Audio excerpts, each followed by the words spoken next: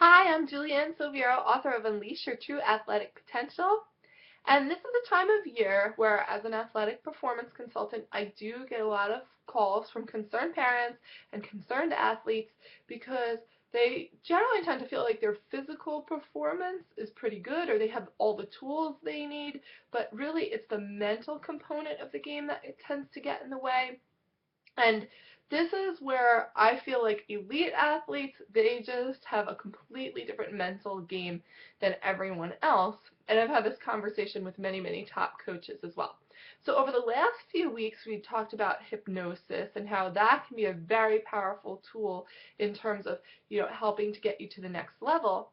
But today I want to talk a little bit about havening, which is a psychosensory therapy in which the practitioner uses sensory input in order to change the way a person feels, thinks, and actually behaves. And it's very, very unique. I have done hours upon hours and upon hours of research on this, and I've treated clients with it. I've treated family members with it. It's quite an amazing tool to have in the toolbox. So what does it consist of? How is it different from hypnosis? So if you are the type of person, and many athletes are, who likes to be more in control of the situation, and you think maybe, well, hypnosis is not so much for me because I don't like the idea of someone else kind of inducing me and giving me certain thoughts to think. And although that's really not a true assumption about hypnosis, hypnosis is all really self-hypnosis. I can understand where people who are a little bit more on the controlling end of things would feel uncomfortable with hypnosis. And in which case you shouldn't do it. That's all about your comfort level.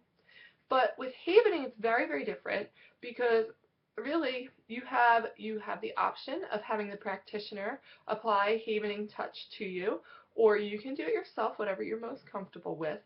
And really, you are getting suggestions from the practitioner as to what to do.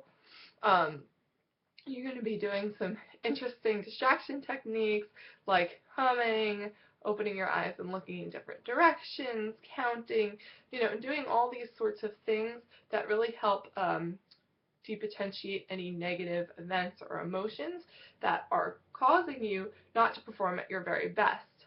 But really, in essence, it's a very client-centered type of modality in which you really have complete control at all times. And I have to say, I've seen just absolutely, absolutely remarkable results with this technique, and the people who are behind developing it, they've been at it for over 10 years. It's a relatively new technique, especially to the sports performance world, which is why I think it's kind of a big secret right now. So don't tell your competition, okay? But it is something to look into, especially if you feel like you need a little bit of a mental boost, but maybe hypnosis isn't for you. And like I said, this is kind of like a really great way of doing things.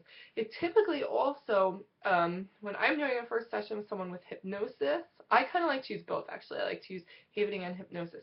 But if I'm doing a first session with havening only, they don't want to do any hypnosis, it can take a very short period of time. Whereas hypnosis, usually we're setting aside about 2 hours to really kind of delve in. What's the language you're using? How am I going to rephrase that and restructure it for you so that you can ultimately be your best? So, any questions, of course, or you need to scheduling a havening session, then just give me a shout, send me an email. I'd love to hear from you. And I hope that this helped, and good luck. Have a great season.